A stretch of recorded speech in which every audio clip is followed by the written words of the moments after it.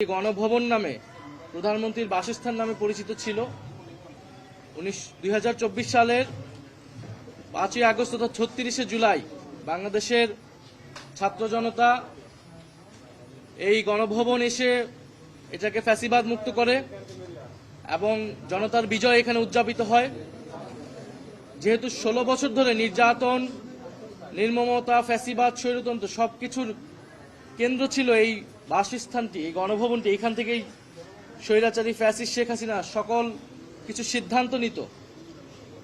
মানুষকে নির্যাতন করা, রাষ্ট্রীয় প্রতিষ্ঠান ধ্বংস করা, অর্থনৈতিক লুটপাট, দুর্নীতি সহ বিগত 16 বছর যত এদেশের ক্ষয়ক্ষতি হয়েছে, তো সেই নির্যাতন, নির্মমতা এবং মানুষের প্রতিরোধের এবং বিজয়ের স্মৃতিচিহ্ন সম্বলিত এই স্থানটিকে অন্তর্বর্তী সরকার জাদুঘর করার সিদ্ধান্ত নেয়। সেই অনুযায়ী কাজ শুরু হয় এবং আমরা দেখতে পেলাম যে এবছর এই 5ই আগস্ট এটা উদ্বোধন করেছেন বর্তমান সরকার। সেই প্রেক্ষিতে আমাদের এটা পরিদর্শন করতে আসা। অন্তর্বর্তী সরকারের সময় মূলত এটার কাজ মোটামুটি শেষ হয়েছিল, উদ্বোধন করার মতো শেষ হয়েছিল। এই সরকার এসে গত 5 মাস সময় নিয়েছে। আমরা সংসদে এবং সংসদের বাইরে প্রচুর কথা বলেছি জাদুঘরটি খুলে দেওয়ার জন্য। এবং আজকে আমরা যেহেতু অন্তর্বর্তী সরকারের সময়ে আপনারা জানেন শেষ সময়ে, তখন একটা পরিদর্শনে আমি এসেছিলাম। আমি সেই সময় সালাউদ্দিন সাহেব এবং এখনকার বিরোধী দলীয় নেতা ডক্টর মোহাম্মদ ইউনূস সহ তো কিছু পরিবর্তন আমরা দেখতে পেয়েছি যে এই সরকার এসে পরিবর্তন করেছে। এবং বিশেষত আমরা বলবো যে এখানে সীমান্ত হত্যার একটা সেগমেন্ট ছিল। আমাদের যেই সীমান্তে আমাদের যে সকল ভাই বোনেরা হত্যাকাণ্ডের শিকার হয়েছে বিএসএফ ভারতীয় বাহিনী দ্বারা, প্রায় তাদের একটা তালিকা ছিল, ফেলানির একটা ভাস্কর্য ছিল, সেই জিনিসগুলো সরিয়ে ফেলা হয়েছে। মোদি বিরোধী আন্দোলনের কিছু স্মৃতি ছবি ছিল, সেটা সরিয়ে ফেলা হয়েছে। বিএনপির আমরা যখন এগারোবার ছিলাম তখনও গত 16 বছরের বিষয়গুলো দেখানো হয়েছে। সেখানে বিএনপির যে নির্যাতিত হয়েছে তারা দল হিসেবে সেগুলোর কন্টেন্ট ছিল, সেই কন্টেন্টগুলো আবার বৃদ্ধি করা হয়েছে, বাড়ানো হয়েছে। একটু দলীয় বক্তব্য এসেছে, বয়ান এসেছে, সেটা বেড়েছে। তো জাদুঘর এটা সবসময় এইটা একটা আপডেটের মধ্যে থাকবে। এটা আমরা গতবারও যখন কথা বলেছিলাম এবং গতবার যখন আমি এসেছিলাম তখনও আমরা মতামত দিয়েছিলাম। আজকেও আমরা যারা এখন দায়িত্বে আছে তাদেরকে আমরা মতামতগুলো দিয়েছি, আমাদের যেটা পর্যবেক্ষণ।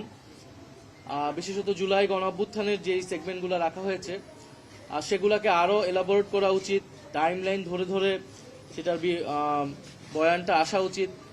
বিশেষত প্রাইভেট ইউনিভার্সিটির, মাদ্রাসা স্টুডেন্ট, তাদের যে ভূমিকা সেগুলো আলাদাভাবে আসা উচিত, সেগুলো আলাদাভাবে এখানে আসে নাই। এবং ঢাকার বাইরে যে বিভিন্ন বিশ্ববিদ্যালয় এবং বিভিন্ন জেলায়ও যে আন্দোলন হয়েছিল, একই পরিমাণ সেখানে নির্যাতন, নির্মমতার গল্প আছে, প্রতিরোধের গল্প আছে, সেই বিষয়গুলো আসেনি। তো এটা খুবই কেন্দ্রীভূত, হয়তো পরিচিত মুখগুলো এখানে বারবার এসেছে। আমরা জাদুঘরের যারা দায়িত্বে আছেন বর্তমানে তাদেরকে আমরা এটা বলেছি আমাদের অবজারভেশনগুলো যাতে এটা আরও বিস্তৃত করা হয়, আরও বাড়ানো হয় এবং এখানে যাতে কোনো ধরনের দলীয় ইতিহাস পরিণত না হয়।